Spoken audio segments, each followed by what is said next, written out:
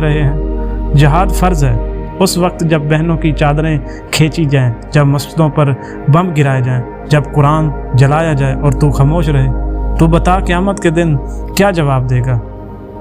جہاد صرف تلوار نہیں، جہاد تو وہ غیرت ہے جو عمر کو راتوں کو جگاتی تھی۔ جہاد وہ آنکھ ہے جو علی کے سامنے دشمنوں کو دیکھ کر سرخ ہو جاتی تھی۔ جہاد وہ زبان ہے جو بلال نے کوڑوں کو نیچے بھی احد احد کہہ کر دکھائی۔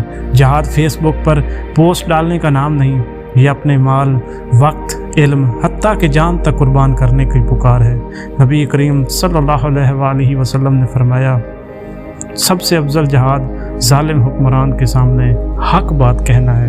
تو آئے میرے بھائی، کیا تو نے کبھی کسی ظالم کے سامنے سچ کہا؟ کیا تو نے کبھی ظلم کے خلاف آواز اٹھائی؟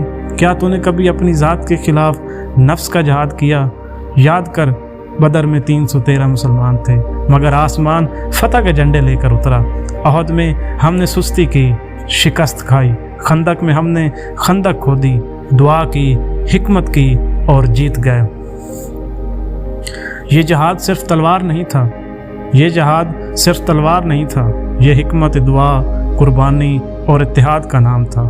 آج فلسطین، کشمیر، برما، شام، یمن، ہر طرف مسلمان کا خون بہہ رہا ہے، اور ہم ٹھنڈے کمروں میں بیٹھ کر صبر کرو کے واز دے رہے ہیں۔ قرآن کہتا ہے،